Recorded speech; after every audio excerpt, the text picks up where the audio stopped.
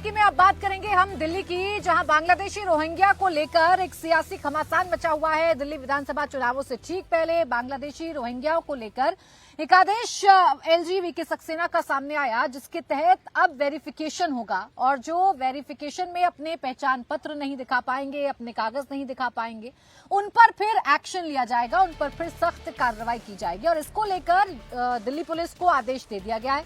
जगह जगह पर ड्राइव चलाई जा रही है। कई इलाकों में पुलिस जाकर घरों में जा रही है, छानबीन कर रही है। जो पर्चे हैं वो देखे जा रहे हैं, पहचान पत्र देखे जा रहे हैं, किसी का पहचान पत्र फर्जी तो नहीं है, ये भी देखने की कोशिश की जा रही है। आपको बता दें कि पुलिस तमाम इलाकों में वेरिफिकेशन ड्राइव चला रही है और लोगों के डॉक्यूमेंट चेक कर रही है। आपको ये भी जानकारी दें कि सब कुछ हो रहा है क्योंकि मुस्लिम डेलीगेशन एलजी वीके सक्सेना से मुलाकात किया था और उस मुलाकात में बांग्लादेश में जो अत्याचार बहुसंख्यक अल्पसंख्यकों पर कर रहे हैं, यानी हिंदुओं पर कर रहे हैं, उस अत्याचार का मुद्दा उठाया गया था। साथ ही साथ उन बांग्लादेशी घुसपैठियों का भी मुद्दा उठाया गया था जो दिल्ली में आकर बस गए हैं, जिसके बाद वीके सक्सेना ने इस पर एक्शन लिया। दिल्ली पुलिस को आदेश दिया गया और दिल्ली पुलिस अब वेरिफिकेशन का काम कर रही है। कैसे किया जा रहा है वेरिफिकेशन, आपको दिखाते हैं। विधानसभा के चुनावों से पहले दिल्ली में रह रहे अवैध रूप से जो बांग्लादेशी हैं उनके ऊपर राजनीति तेज हो गई है। ऐसे में कुछ उलेमा जो हैं वो दिल्ली के उपराज्यपाल से उन्होंने मुलाकात की थी और उन्होंने लिखित में ये शिकायत दी थी कि जो दिल्ली में बांग्लादेशी हैं, अवैध रूप से रह रहे हैं, उनके खिलाफ दिल्ली पुलिस कार्रवाई करे। जिसके बाद दिल्ली के उपराज्यपाल ने दिल्ली पुलिस कमिश्नर और दिल्ली के मुख्य सचिव को एक चिट्ठी लिखी जिसमें अवैध रूप से रह रहे बांग्लादेशियों के खिलाफ कार्रवाई करने के आदेश दिए। और अब दिल्ली पुलिस की टीमें जो हैं वो इस तरह का जो है स्पेशल ड्राइव चला रही है जिसमें लोगों की वेरिफिकेशन की जा रही है। जिन इलाकों में, जिन क्लस्टर एरिया में अवैध रूप से रह रहे बांग्लादेशियों के रहने की जानकारी पुलिस को मिल रही है, पुलिस की टीमें इसी तरह से जो है पहुंच रही हैं। वहां पर एक एक शख्स के जो है डॉक्यूमेंट को वेरीफाई किया जा रहा है। उनके Aadhaar card, PAN card, voter card, driving licence उनके चेक किए जा रहे हैं। साथ ही साथ उनसे पूरी डिटेल ली जा रही है कि आखिर वो कहां के रहने वाले हैं और कब से वो जो है इस इलाके में रह रहे हैं। फिलहाल ये कालिंदी कुंज की तस्वीरें हैं।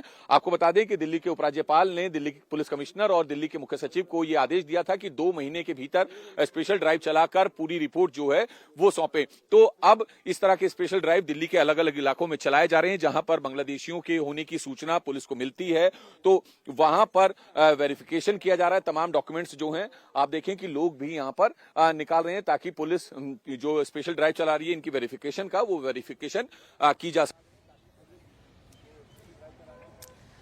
अब देखिए, वो लोग जो घुसपैठिए हैं और अवैध तरीके से दिल्ली में आकर बसे हुए हैं, ये उनके लिए ड्राइव है और उन्हीं का पहचान करके उन्हें उन पर सख्त कार्रवाई की जाएगी और उन्हें बाहर का रास्ता दिखाया जाएगा। ये सब कुछ क्यों हुआ, इसके पीछे की वजह यही है कि हजरत निजामुद्दीन के जो मौलाना उलिमा हैं वो मुलाकात करते हैं एलजी साहब से और फिर रोहिंग्याओं का मसला उनकी तरफ से उठाया जाता है, उनको बाहर निकालने का मसला उनकी तरफ से उठाया जाता है, जिसके बाद ये आदेश सामने आ जाता है। लेकिन इस फैसले को भी हर्षवर्धन जी सीधा सीधा दिल्ली के चुनावों से जोड़कर ही देखा जाएगा और देखा जा रहा है। इस पर सियासत भी शुरू हो गई है निश्चित तौर पर, और दोनों तरफ से यानी आम आदमी पार्टी और भारतीय जनता पार्टी की तरफ से लगातार ये कहा जाता रहा कि भाई ये बांग्लादेशियों को बढ़ा रहे हैं, दूसरा कहता है ये बढ़ा रहे हैं।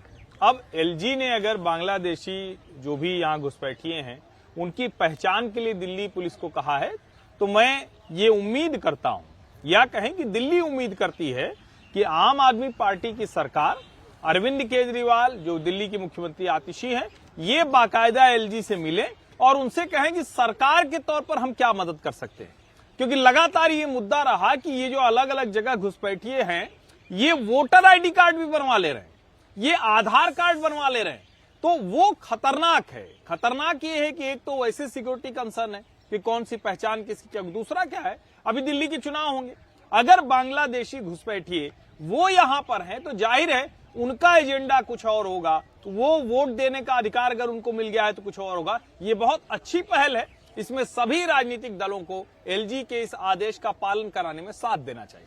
एक तरफ दिल्ली में ये ड्राइव दिल्ली पुलिस की तरफ से चलाई जा रही है, रोहिंग्याओं की पहचान की जा रही है, घुसपैठियों की पहचान की जा रही है और पहचान पत्र उनका देखा जा रहा है, तो दूसरी तरफ उत्तर प्रदेश की अगर आप बात करेंगे तो उत्तर प्रदेश में तमाम सवालों के बीच, तमाम नैरेटिव्स के बीच, सुप्रीम कोर्ट के फैसले के बाद यूपी में जो बाबा का बुलडोजर है वो गरजता हुआ नजर आ रहा है और अवैध अतिक्रमण से कब्जा हटवाया जा रहा है। 3 जगहों पर उत्तर प्रदेश में बुलडोजर चलाए, फतेहपुर में, सीतापुर में और बुलंदशहर में, जहां सरकारी जमीन पर जो कब्जा किया गया था उसे हटाया गया है। साथ ही साथ जो अवैध निर्माण किए गए थे, जो एनक्रोचमेंट किया गया था, उसे भी हटाया गया है।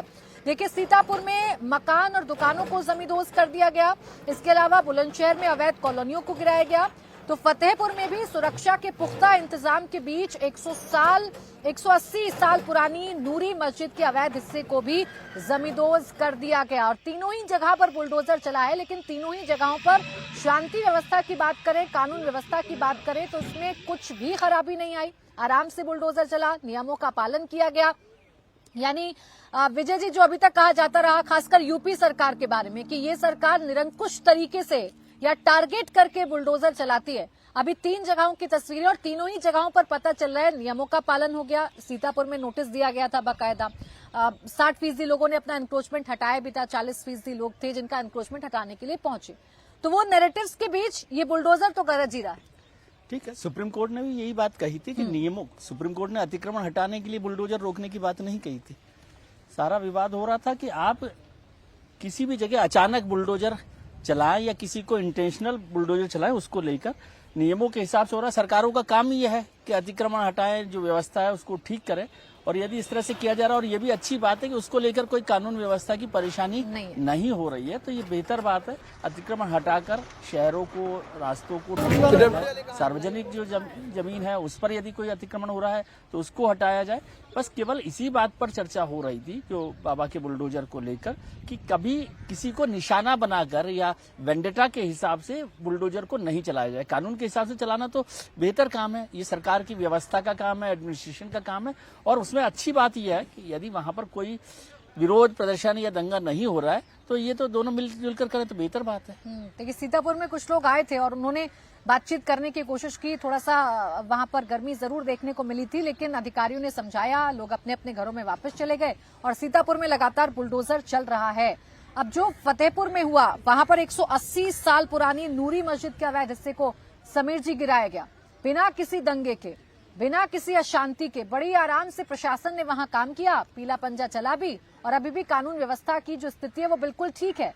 संभल जैसे हालात नहीं पैदा हुए वहां। बिल्कुल, देखिए प्राची, 2007 से लेकर 2012 तक जब मायावती का कार्यकाल था तो एक नारा लगता था, जो जमीन सरकारी है वो जमीन हमारी है। उस पर किस तरीके से कब्जा होता था। फिर 2012 के बाद जब अखिलेश की सरकार आई उत्तर प्रदेश के अंदर, उसके बाद किस तरीके से यादव, जो अखिलेश समाजवादी पार्टी से जुड़े हुए समूह था, उन लोगों ने, कुछ मुस्लिम नेताओं ने, आजम खान जिनका नेतृत्व करते उन लोगों ने कैसे पूरे उत्तर प्रदेश के अंदर सरकारी जमीनों पर कब्जा करने का एक उपक्रम शुरू कर दिया था। 2017 में जब योगी आदित्यनाथ उत्तर प्रदेश के मुख्यमंत्री बने, उसके बाद योगी आदित्यनाथ ने जिस तरीके से वहां पे सरकारी जमीन को इन माफियाओं से, भू माफियाओं से, जो पुरानी सरकारों के जिनको प्रश्रय प्राप्त था उनके से मुक्त कराने का काम किया। अब देखिए, योगी आदित्यनाथ ने एक बार भी कभी कानूनों का उल्लंघन नहीं किया। जितने भी अतिक्रमण हटाए वो सारे कानून के दायरे के अंदर हटाए। ये कहा गया कि योगी आदित्यनाथ को सुप्रीम कोर्ट की फटकार लगी है कि आप अभी बुलडोजर नहीं चलाओगे, वह उस सुप्रीम कोर्ट ने कहीं नहीं कहा कि सरकारी जमीन पर अगर कब्जा है, अगर किसी नदी या नाले के किनारे कब्जा कर लिया गया है तो उसे राज्य सरकार नहीं हटा सकती।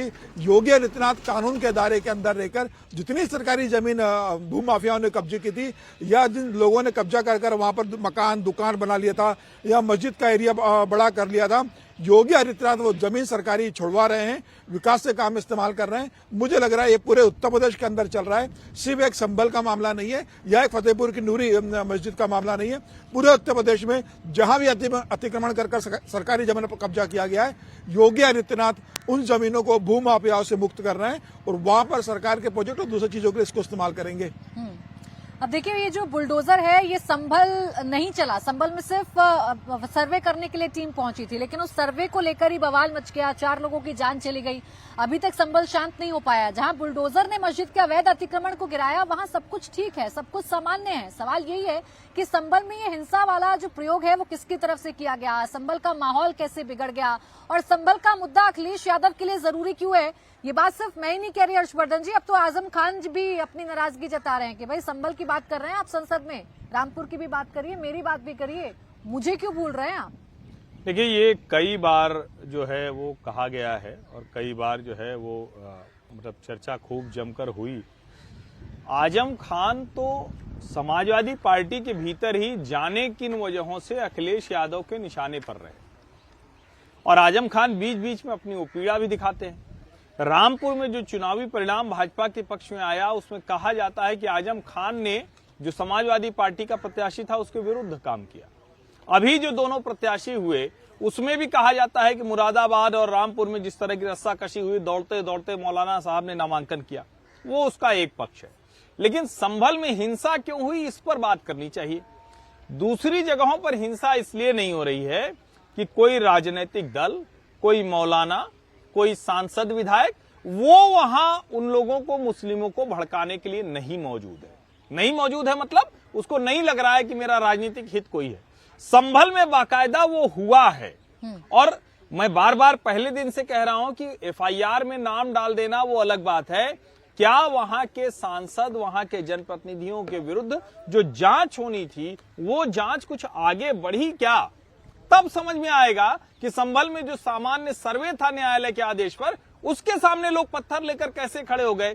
24 ट्रॉली ट्रैक्टर पत्थर, ये सामान्य नहीं है। वो पुलिस प्रशासन पर सवाल उठाता है। वो सवाल उठाता है कि दंगा जो होने की नीयत थी, उस नीयत को क्यों वहां के स्थानीय जो एलआईयू कह लीजिए, खुफिया एजेंसी कह लीजिए, वो क्यों नहीं काम कर पाई। और उसके बाद गिरफ्तारियां ढेर सारी हुई हैं, बहुत लोग पकड़े गए हैं, 5 लोगों की जान चली गई है। लेकिन कल्प्रिट कौन था, किसने आग लगाई, किसने अफवाह फैलाई, ये अभी तक सामने नहीं आया।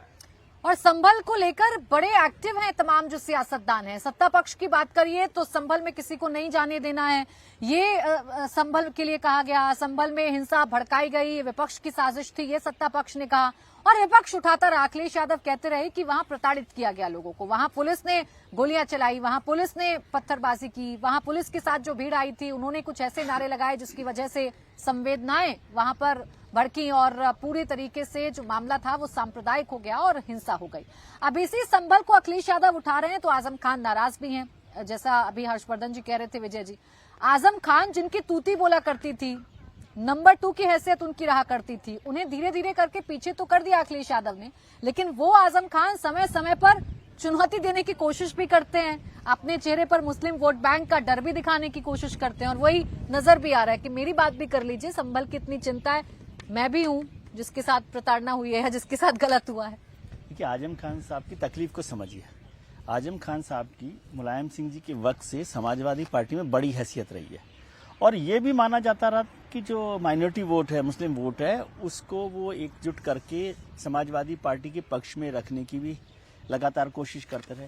इसके अलावा उनकी राजनीतिक ताकत भी जो है बड़ी बनी रही है। अब वो उस सब से ये भी बात हुई जब वो जेल उनको जाना पड़ा था बहुत सारे कारणों में, तब भी वो इस तरह का इशारा कर रहे थे कि अखिलेश जी ने उनका साथ नहीं दिया या किन कारणों से उनको जेल जाना पड़ा। और आज जब वो सबसे अकेले पड़े हुए हैं, जो कुछ वहां पर रामपुर में उनके साथ हुआ है, जो यूनिवर्सिटी के साथ हुआ है, और अखिलेश यादव उसमें खड़े नहीं दिखाई दे रहे, तो ये तकलीफ उनकी है।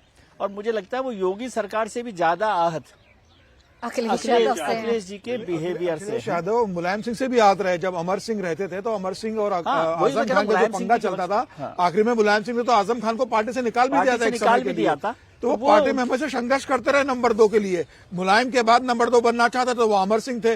अब उन्हें लगा कि अमर सिंह जी नहीं है, अब अखिलेश यादव के पास पार्टी आ गई है, तो कम से कम मेरा मुस्लिम वोट और मेरी पार्टी के अंदर तुति बची रहेगी। तो अब अखिलेश यादव इन्हें पार्टी के अंदर साइडलाइन करने की कोशिश कर रहे हैं।